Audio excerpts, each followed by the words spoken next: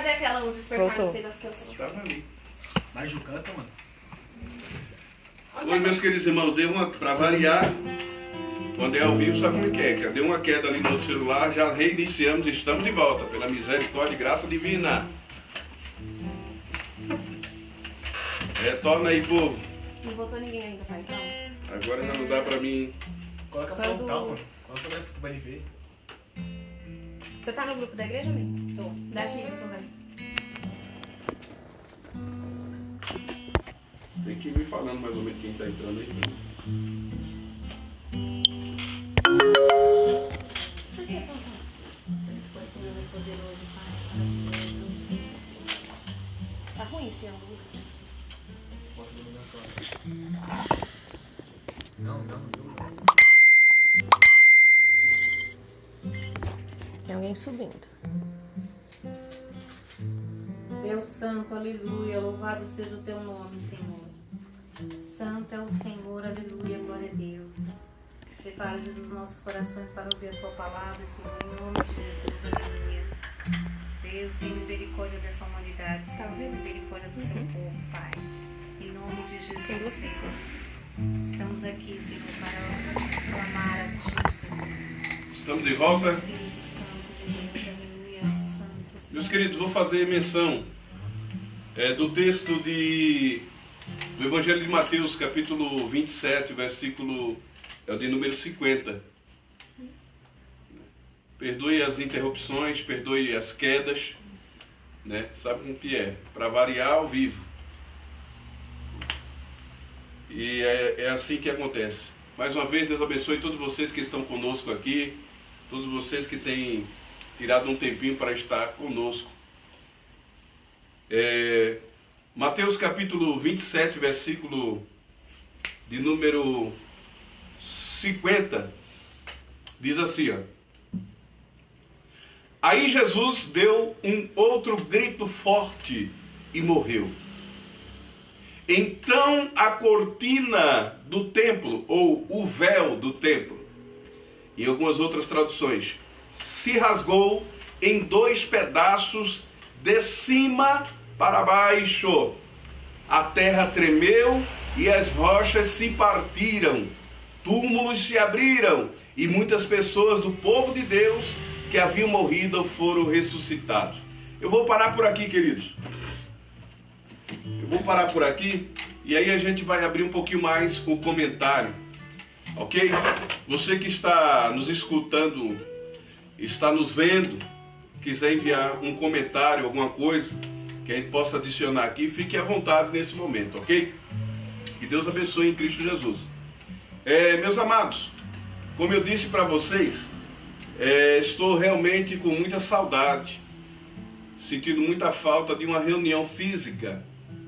No entanto, quando começamos principalmente a CBFG, a Comunidade Bíblica Fundamento da Graça, e o meu discurso há 6 anos atrás era de que a gente não precisava de paredes para ser igreja.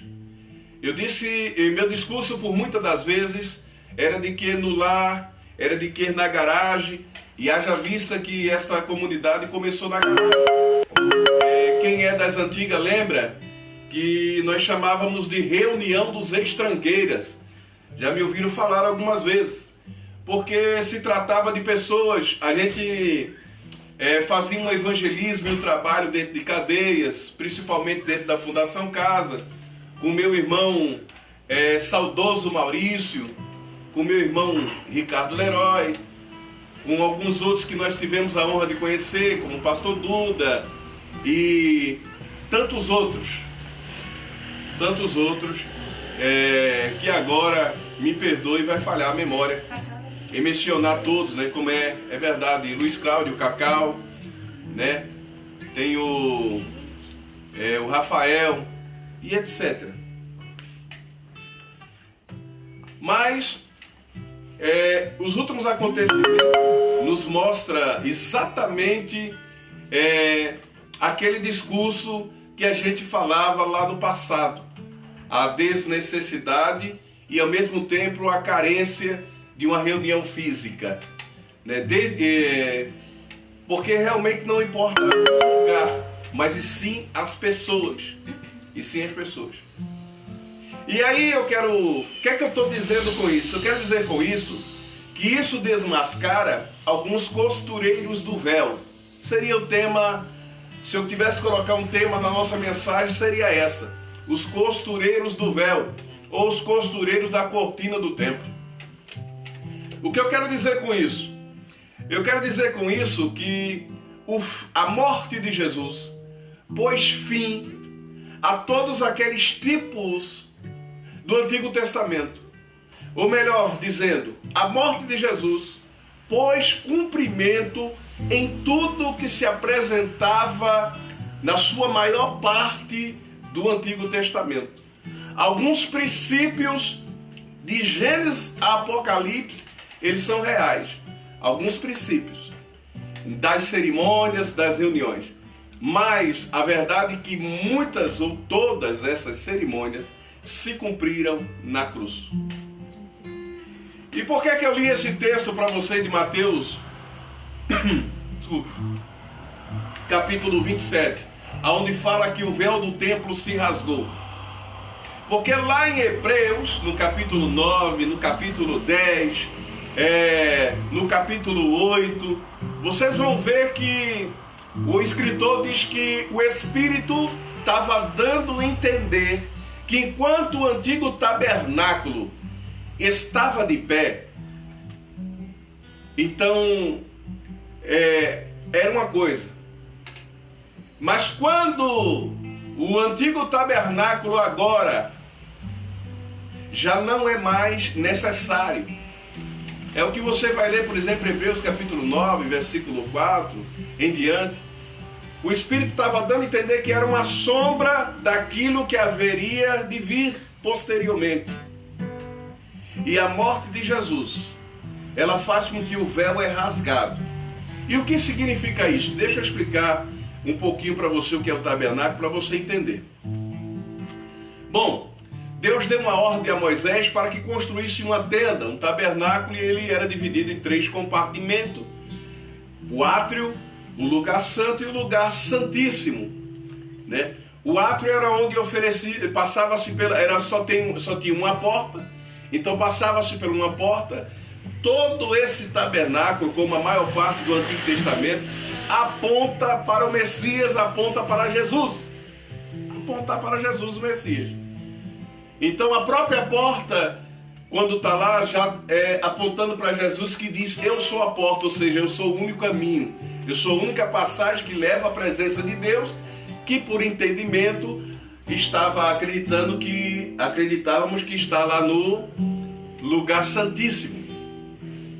Lugar santíssimo. Então passava-se pela porta, passava-se pelo altar de bronze, aonde era oferecido o sacrifício, ou seja, que representavam a cruz. Passava-se pelo altar de bronze, também de bronze, aonde se lavava as mãos, que aponta para a lavagem da palavra. E vai penetrando dentro do tabernáculo, né? Passa-se pelo castiçal, que aponta para Jesus como a luz do mundo. Passa-se por uma mesa onde está 12 pães, chamado da preposição, ou pães da presença, que aponta para a comunhão entre o próprio Israel ou o próprio homem a Deus. Também fala da dependência do homem para com Deus e da necessidade. Também aponta para Jesus, que é o pão vivo que desceu do céu. Tudo aponta para Jesus. Alguns outros também mencionam que, por exemplo, o altar, como lá no lugar santo tem o altar do incenso, tem o candelabro, né, com as luminárias, e a mesa dos pães também aponta para a Trindade. Mas enfim, não quero aprofundar essa questão aqui agora. Mas eu quero me fixar um pouco mais no véu. Esse véu que agora já no templo novo, construído por Herodes, no período de Jesus, era uma cortina de 30 centímetros de espessura por 18 metros de altura, por 9 metros de largura e que pesava cerca de 2 toneladas aproximadamente. E segundo estudiosos, diz que para rasgar um tecido desse, uma cortina dessa, era necessário uns 2 carros de boi de um lado e outro mais 2 do outro, para puxar, para tentar rasgar uma cortina como essa. Veja como o Espírito Santo vai dando a entender as coisas. A cortina ela é rasgada de alto a baixo e a Bíblia faz questão de mencionar isso.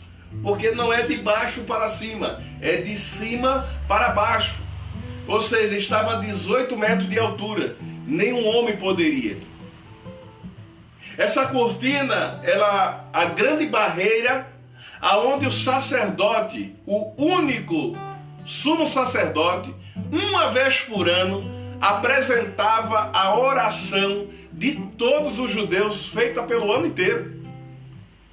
Então, se eu perguntar para você, quantas pessoas orava no Antigo Testamento, é a pergunta mais fácil de responder, porque é uma pessoa só. Mas, irmão, e as outras orações, o que acontecia, queridos?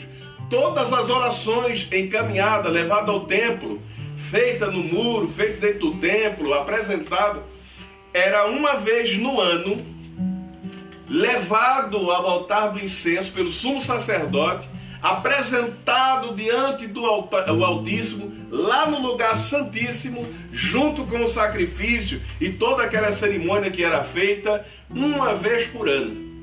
E o sacerdote, o sumo sacerdote, no caso, tinha que estar altamente preparado, altamente consagrado, para se entrar nessa presença, aonde diz que é uma representação do que Tiago diz, de que Deus, ele habita em luz inacessível. Não é qualquer um que tem acesso aonde Deus habita, a habitação divina. Então o sumo sacerdote entrava uma vez por ano, e ele, quando apresentava essa oração, se fosse recebida, então a oração do povo do ano inteiro era recebida. E se por alguma coisa o sacerdote não tivesse tão consagrado assim, e caísse lá morto, segundo a tradição, não vimos isso nas páginas da Bíblia, mas a tradição diz que se ele caísse lá e com o balançar dos seus sinos alguém percebesse que ele já não estava mais em movimento, dizem que amarrava-lhe uma corda à cintura quando ele entrava, porque se ele caísse fulminado lá, era arrastado para fora. Mas até então, o que diz são alguns historiadores da tradição. Enfim, eu só sei que o que é correto diz que se, muitas ocasiões, poderia acontecer de não ser recebido tal oração, ou seja, a oração de todos era perdida. Bom, explicando toda essa questão da cerimônia, o que eu quero dizer para você a respeito do véu, e a respeito do véu ter sido rasgado.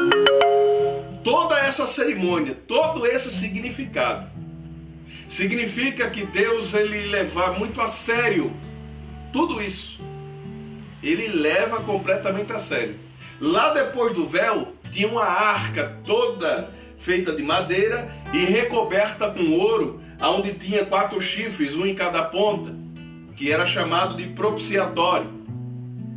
E era nessa arca que dizia que ali era a presença de Deus e que ali se manifestava, e talvez fosse dali que saía o som da voz, aonde o sumo sacerdote entendia alguma coisa ou não. Enfim, há muitas especulações a respeito de como acontecia, mas isso agora não nos importa no momento. O que importa é que esse sumo sacerdote só podia atravessar o véu uma vez por ano, e está altamente consagrado para isso. Ou seja, somente o sumo sacerdote poderia apresentar a oração, apresentar o sacrifício, apresentar tudo referente ao povo. Então ser sacerdote era uma bênção, era amigo do povo, porque ele ia, apresentava toda a oferta do povo a Deus. E quando era bem recebido, então o sumo sacerdote era ovacionado.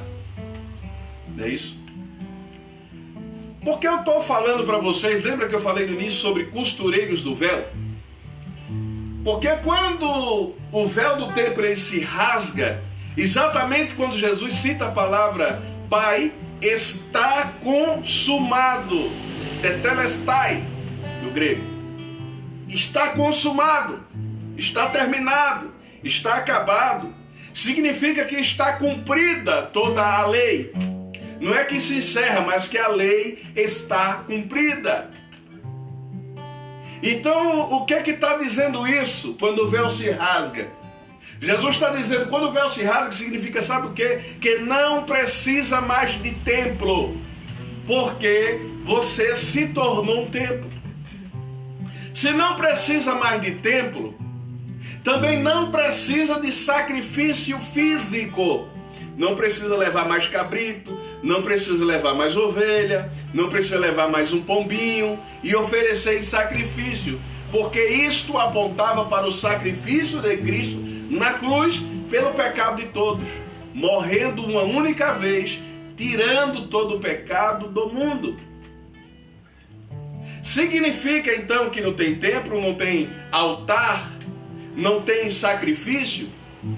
Por que não tem sacrifício? Porque você, eu, nos tornamos sacrifício vivo, santo e agradável a Deus. O diferencial é isso, que alguns princípios continuam. O sacrifício tem que ser santo, tem que ser agradável a Deus. Porque não precisa de templo? Porque nós nos tornamos o templo aonde Deus quer habitar. Por meio do seu Espírito, no interior de cada homem, de cada mulher. E o princípio para a habitação de Deus no templo continua. O templo tem que ser purificado. O templo tem que ser ordenado, tem que ser consagrado a Deus. Esses princípios continuam. Se não precisa de sacerdote, não precisa de templo, não precisa de sacrifício. Ah, tá. Por que não precisa de sacerdote? Porque a Bíblia diz agora que nós todos, olha o privilégio agora. Lembra que era feito por um único homem? Agora a Bíblia diz que nós todos nos tornamos sacerdotes reais. Sacerdote real, e que todos têm acesso agora ao novo e vivo caminho aberto pelo véu que se rasgou. Aberto pelo véu que se rasgou. A cruz fez isso por nós. Então, aí o Novo Testamento, por que vem o Novo Testamento? Por que vem uma nova aliança? Porque agora a antiga aliança é passada. E começa uma nova aliança. Uma aliança onde a lei parte do Espírito no coração. Aonde começa uma aliança diferenciada agora. Uma nova aliança. É por isso, querido, que não tem mais tempo. É por isso que nós nos tornamos igreja. Nos tornamos igreja como? Quando estamos todos reunidos. Nos tornamos igreja. Quando nos reunimos aqui, por exemplo, aqui, na verdade, já tem uma igreja reunida. Porque a igreja é um corpo. A igreja é um corpo formado por muitos membros. Também dizer que a igreja sozinho é muito difícil. Você pode ser morar, é habitação do Senhor, mas nós somos igreja em conjunto, só que somos igreja invisível, juntos. Porque um corpo ele é formado por vários membros. Haja vista o corpo humano, lembra? Cabeça, tronco, membros, né? Então, um corpo não é formado só de mão, um corpo não é formado só de pé, um corpo não é formado só de ouvido. Um corpo ele é formado por vários membros. E cada membro tem a sua parcela de obrigação. Para quê? Para a edificação desse corpo de Cristo. Mas aonde que eu quero chegar para concluir com vocês aqui, nessa noite? Eu quero chegar, querido, que agora é o momento de nós estabelecermos o altar dentro da nossa casa, independente da igreja física retornar ou não. Esse é o momento de cada um de nós podermos voltar a estabelecer um altar onde o Senhor possa habitar. Esse é o momento que você tem o privilégio de ir ao lugar mais profundo, ao lugar mais secreto, intimamente com Deus, além dessa, sabe, além dessa luz inacessível. Agora você tem acesso pelo novo e vivo caminho criado por Jesus na cruz. Então isso você pode fazer dentro do teu quarto, isso você pode fazer no meio da rua, isso você pode fazer dentro do, até às vezes no local, no momento do almoço, do seu trabalho, ou no momento de intervalo na sua escola. Olha o tamanho do privilégio. E quando você entra em oração, é isso, queridos, você está fazendo uso desse privilégio de entrar num local inacessível. Eu tenho para mim, por interpretação, que baseado nisso, por dedução, viu gente? Escuta o que eu estou dizendo, por dedução. Que quando você entra em oração, quando você entra em adoração, e eu sempre me questionava, eu digo, meu Deus, será que Satanás pode ouvir meus pedidos? Será que o inimigo pode ouvir meus pedidos, pode ouvir meus pensamentos, pode ouvir o que eu falo, ou ouvir minha oração? Então o inimigo, ele não tinha acesso, não era qualquer um que tinha acesso aos santos dos santos. E mesmo se tivesse, o poderio dele, tem gente que dá poder demais para o inimigo. A gente não pode subestimar, mas também não pode superestimar esse ser. Porque maior é o que está conosco. Lembre-se sempre disso. Então quando você entra em oração, no lugar santíssimo, ele não tem acesso, ninguém mais tem acesso. Mas irmão, eu estou orando em voz alta, não tem problema, querido. Sua oração está subindo, criptografada. Ele não tem poder para entender. Somente Deus pode entender, ainda que seja uma lágrima ou um gemido, Ele compreende, pode ter certeza disso. É o seu momento com Deus, é o seu altar com Deus. Mas aonde que está a minha indignação ainda? A minha indignação é que parece que alguns homens querem costurar o véu novamente e dizer que somente eles e por meio deles é que você tem acesso. E a ignorância tem levado pessoas a acreditarem nisso. A ignorância tem levado pessoas a acreditarem nisso de maneira tal que elas acham que devem se submeter de maneira tal a alguns homens. Não estou dizendo que a gente não deve respeitar, irmão, autoridades, pessoas. O respeito a gente deve a todo mundo, até as crianças. Respeito é para geral, ainda mais como servo de Deus. Respeitar as pessoas. Paulo diz para respeitar até mesmo Timóteo, como líder, deveria respeitar as irmãs mais velhas como se fosse a mãe dele, as mais novas como se fosse filha ou irmã, os pais. Então respeito é para geral. Agora eu não estou dizendo uma subserviência cega, uma obediência cega, que você acha que somente através do pastor, ou do profeta tal, ou do apóstolo tal, e que você está sobre a cobertura tal, você está sobre uma cobertura assim, do sangue de Cristo. É isso que você tem que atrair para a tua vida, a cobertura do sangue do Senhor Jesus sobre a tua vida, não cobertura de homem. Então Deus instituiu alguns membros em especiais, alguns ministros do corpo, que eu também não acho que é uma cadeia hierárquica.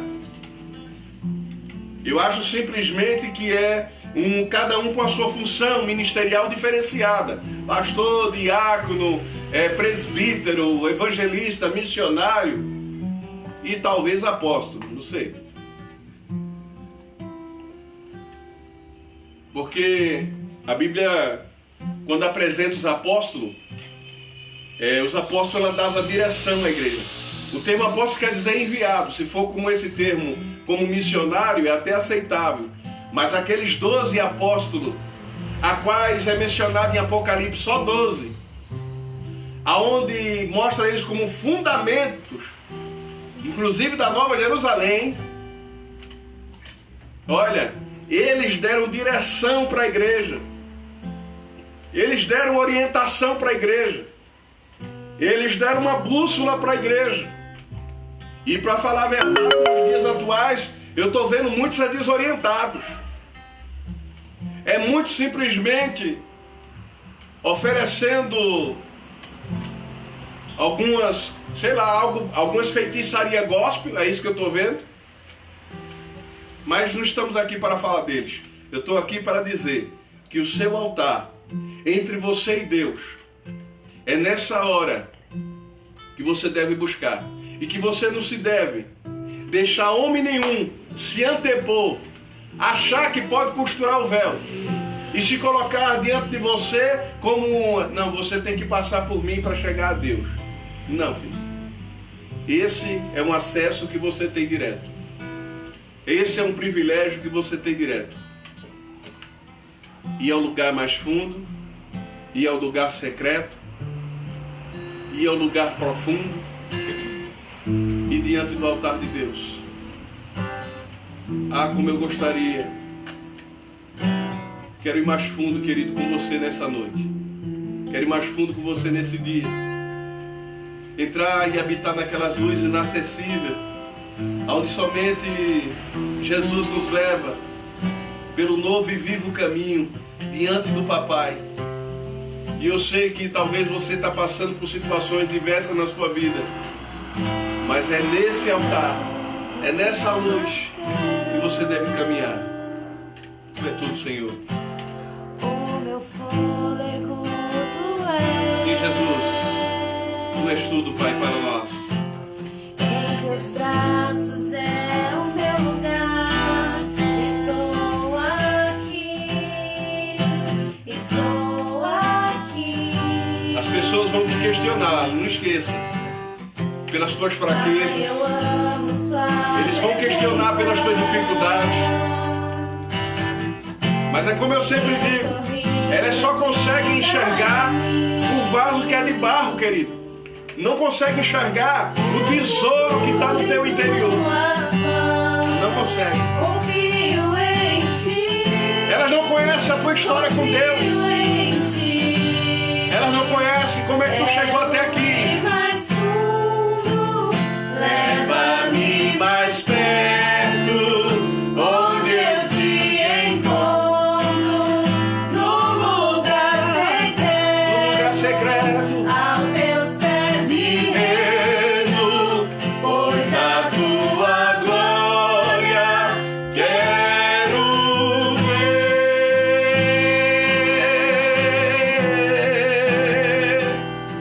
ver. Jesus, Pai, eu amo sua presença. eu amo tua presença, Senhor. Teu sorriso é vida em mim. E apesar dos questionamentos, Senhor, apesar das minhas fraquezas e das minhas dificuldades, eu tenho acesso, Senhor, eu tenho acesso pelo novo e vivo caminho. Confio em ti. Quero ir mais fundo, leva-me mais perto, onde eu te encontro, no lugar secreto, aos teus pés me rendo, pois a tua glória quero ver.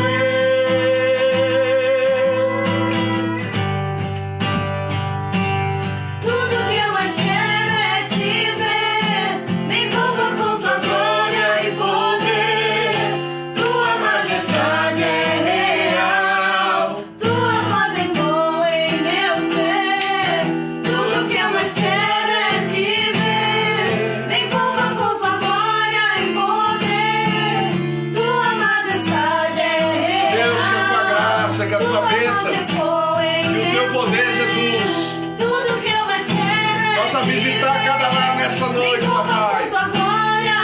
Cada amigo nessa noite, Pai, que está conosco nesse momento. Tua voz, Senhor, perdoa-me, Senhor, perdoa-me, Senhor, pelas dificuldades.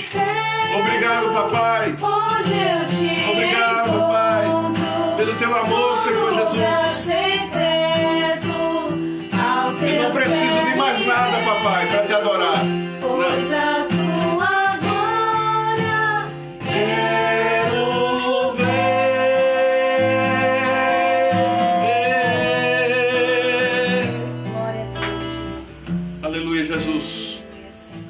Senhor, nesse momento, cada lar.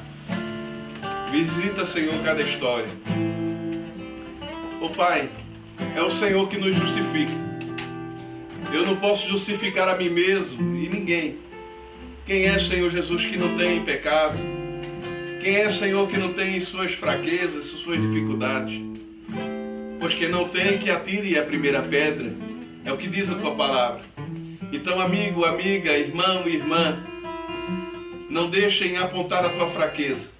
E não deixe que ela te domine, mas seja fortalecido nessa noite pelo poder do nome de Jesus. E nós nos levantaremos mais forte. Aquilo que não nos mata vai nos tornar mais forte em nome do Senhor Jesus. Atenção, CBFG.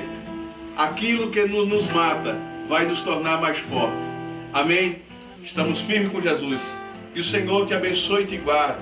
Que Ele faça resplandecer sobre ti a tua luz.